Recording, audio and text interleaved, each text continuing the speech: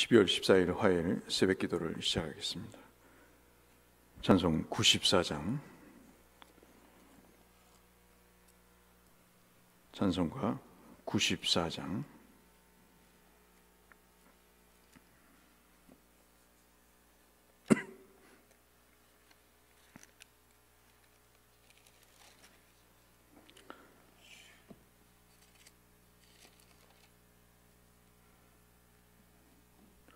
찬송가 94장입니다.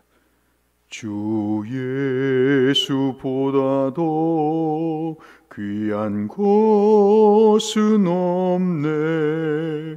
이 세상 부귀와 바꿀 수 없네. 영축을 내 대신 돌아가신 그 놀라운 사랑 잊지 못해. 세상 즐거움 다 버리고 세상 자랑 다 버렸네. 주 예수보다도 귀한 것은 없네. 예수 밖에는 없네. 주 예수보다도 귀한 것은 없네. 이 세상 명예와 바꿀 수 없네. 이전에 즐기던 세상 일도 주 사랑하는 마음 뺏지 못해. 세상 즐거움 다 버리고 세상 자랑 다 버렸네. 주 예수보다도 귀한 것은 없네. 예수 밖에는 없네. 주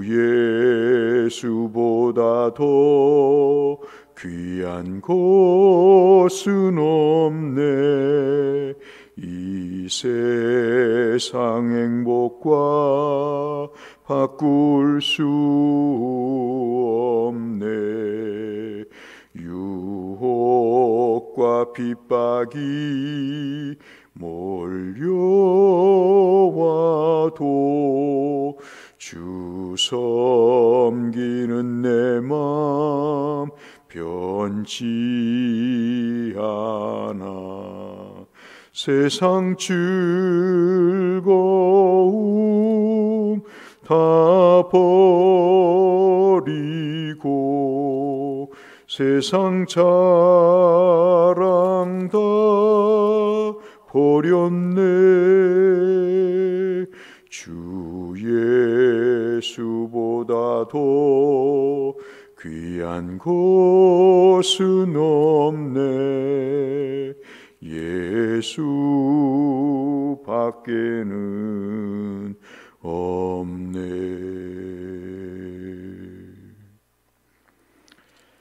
히브리서 4장 1절에서 마지막 16절까지 말씀을 보겠습니다. 오늘 성경 통독 범위는 히브리서 3장부터 4장이 되겠습니다.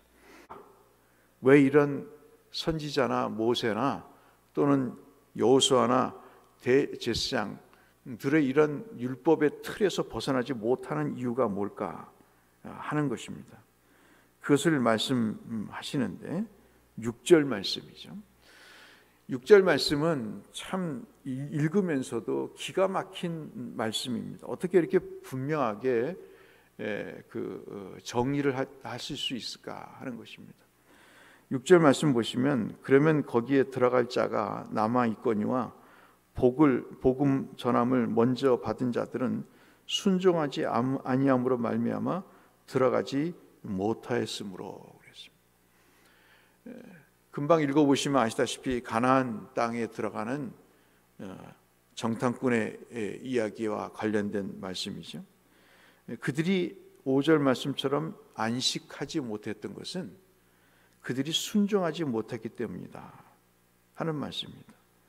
그러면서 7절에 뭐라고 다윗이 얘기를 하냐면 오늘 너희가 그의 음성 듣거든 너희 마음을 완고하게 하지 말라 그럽니다.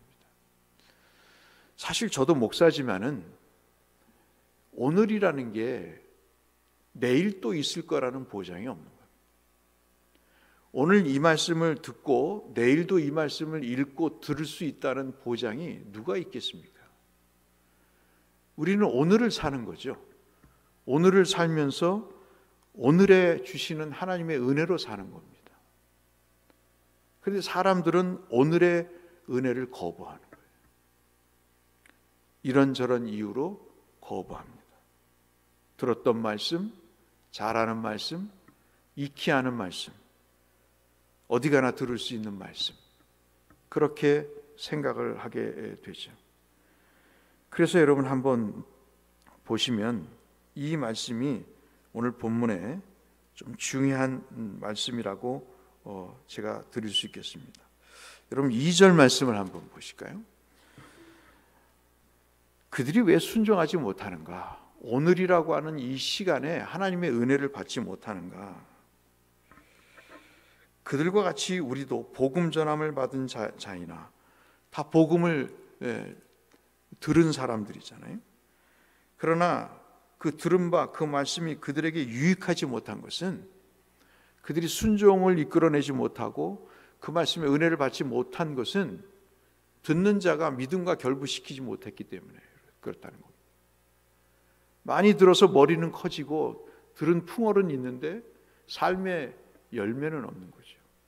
제가 유대인들을 보면요, 그 사람들은 참 발전할 수 있는 가능성이 있는 사람들입니다. 좋은 것에 대해서는 굉장히 빠른 개방 능력을 갖고 있습니다. 그리고 그들의 삶에서 탁월한 것은 그 옳다고 여기는 것에 대해서 상당히 집중해서 다른 것을 포기하고라도 그것을 자기 것으로 만드는 그런 재주와 재능이 있는 사람들입니다. 상당히 배타적인 것 같지만 상당히 또 수용적인 면이 있는 것이 유대인들의 장점 중에 하나입니다. 그런데 그들이 유독 실패하는 것 중에 하나가 이 그리스도의 복음에 대한 거부입니다. 말씀드렸다시피 그것은 예수는 모세보다 못하고 여호수아보다 못하고 제사장보다 못하다는 것입니다. 그래서 그들의 삶에 말씀을 자기의 삶의 유익으로 적용하지 못하는 이 2절 말씀과 순종하지 않는다는 5절, 6절, 그래서 안식에 못 들어간다는 이 말씀은 서로 연결이 돼 있어서 이 참으로 쉽지 않은 4장의 말씀이지만 간단하게 그렇게 정리해 볼 수 있겠다 하는 것이죠. 우리가 믿음이 성장하지 못하고 은혜를 받지 못하는 것은 아마도 2절 원인 때문에 그렇습니다. 내 삶과 결부시키지 못하는 것, 그것을 우리는 늘 매년마다 반복해 오고 매 시간마다 반복해 오면서 오늘이라고 하는 날에 은혜를 받지 못하는 것이 결국은 교회는 오래 다니지만 자기의 믿음의 열매는 없는 그런 현상으로 나타날 수밖에 없다고 볼 수 있겠습니다. 그래서 사도 바울이 12절로 13절 새 출발을 하십시다 하면서 12절 13절을 말씀을 하시는 겁니다. 안식에 들어가야 됩니다. 11절 말씀 먼저 보실까요? 여러분, 우리가 참 제가 입에 침이 마르도록 부탁을 하고 또 권면을 하는 것은 우리가 안식에 들어가야 된다는 겁니다. 어제도 어떤 장례식에 다녀왔는데 참 평생을 기도로 하나님 앞에 섬겨오셨던 권사님이셨어요. 그런데 마지막 날에 치매가 와서 몇 개월간 그렇게 그 기저귀를 찢어가지고 여기저기 숨겨놓고 며느리를 욕을 하고 그 모든 치료를 거부하면서 자신의 감정을 통제하지 못하는 삶을 한 4개월 사셨더라고요. 근데 그러면서 그 아드님 되신 목사님과 며느님이 이야기를 하는데 그래도 우리 어머니는 기도하는 어머니였다는 거예요. 그래서 그 기도를 통해서 사남매를 키우시면서 그 믿음의 가정을 일구는데 정말 하나님 앞에 큰 은혜를 받고 살았던 분이라는 거죠. 마지막 4개월은 참으로 치매로 인해서 힘들었지만은 그분의 삶은 그렇게 고된 힘든 경제적인 여건 속에서도 그분은 그렇게 평안하게 그 4개월 전과 4개월 후가 그렇게 극명하게 다를 정도로 그분은 참 평안함을 누리며 사셨다는 거죠. 우리가 기억해야 될 것은 예수를 믿고 죽으면 천국 가는 게 아닙니다. 예수를 믿으면요, 그 순간부터 우리 속에 천국이 이루어지는 거죠. 안식이 이루어지는 것입니다. 안식은요, 그냥 쉬는 게 아닙니다. 안식은 하나님을 신뢰하는 사람이 갖는 마음의 평안함이죠. 하나님이 주신 안식은 7째 날에 쉬신 것인데 그것은 완성을 얘기하고 그것이 우리에게 온전한 은혜임을 이야기하는 뜻에서의 안식입니다. 그냥 일을 쉬는 게 안식이 아닙니다. 하나님을 절대 신뢰하고 그분의 모든 은혜가 내게 합당한 것임을 믿음으로 받아들이고 그분과의 관계 속에서 평안함을 느끼는 것이 바로 안식인 것이죠. 그래서 여러분 11절 말씀에 안식에 들어가기를 힘쓰라. 그 안식에 들어가는 가장 조건이 뭐냐? 순종이라는 거예요. 그 순종을 하려면 어떻게 해야 되느냐? 은혜를 받아야 된다. 오늘이라는 날에 은혜를 받아야 되고 2절 말씀에 따르면 다시 말씀드리지만 그것을 말씀에 그 말씀을 내 삶에 적용해야 된다. 결부시켜야 된다는 것입니다. 왜 그러냐? 그분이 대제사장으로 너희들이 생각하는 선지자나 모세나 여호수아나 제사장보다 월등 뛰어나신 대제사장. 대제사장도 1년에는 한두 번 들어가지만 예수님은 완전히 자기 몸을 버리셔서 죄 없는 예수 그리스도께서 제물이 되셔서 그 안식에 들어갈 수 있는 길을 열어놓으신 분이기 때문에 어떤 존재보다도 탁월하다. 그러니 너희 생각의 틀을 벗고 예수의 탁월성과 우월성을 받아들이라 하는 말씀을 해주고 계시는 거죠. 오늘 두 가지만 여러분 마음속에 기억하시고 하루를 사시면 좋겠습니다. 예수가 진짜 탁월하신 분인가? 내 인생의 안식과 구원의 길을 인도하신 그 일에 내 인생의 정말 대제사장이신가? 두 번째는 나는 오늘이라고 하는 이 시간에 지금도 이 새벽 기도의 이 말씀을 함께 나누는 시간에 내가 이 말씀을 내 삶에 결부시킬 마음이 있는가? 내가 순종할 마음이 있는가? 이 말씀을 따라 살고자 하는 그런 마음이 있는가? 그 두 가지를 오늘 본문은 우리에게 말씀해 주고 계시는 것 같습니다.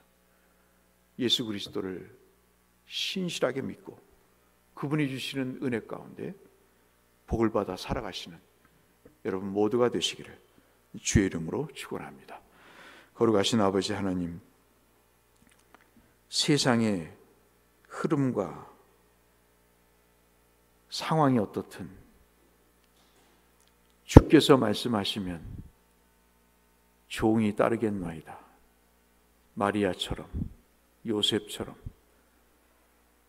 하나님 아버지 예수님처럼 그렇게 주님과의 관계 속에서 내게 주시는 말씀이 양약이 되고 나를 윤택하게 하는 귀한 은혜가 되게 하여 주셔서 그 삶을 살아가는 우리 모두, 안식을 경험하는 우리 모두가 되게 하여 주옵소서. 예수님 이름으로 기도드렸습니다. 하늘에 계신 우리 아버지, 아버지의 이름을 거룩하게 하시며 아버지의 나라가 오게 하시며 아버지의 뜻이 하늘에서와 같이 땅에서도 이루어지게 하소서. 오늘 우리에게 일용할 양식을 주시고 우리가 우리에게 잘못한 사람을 용서하여 준 것 같이 우리 죄를 용서하여 주시고 우리를 시험에 빠지지 않게 하시고 악에서 구하소서. 나라와 권능과 영광이 영원히 아버지의 것입니다. 아멘. 연약한 자들과 선교사님들과 교회를 위해서, 내 신앙을 위해서 기도하며 주 앞에 나가겠습니다. 기도하겠습니다. 하나님 아버지 감사합니다.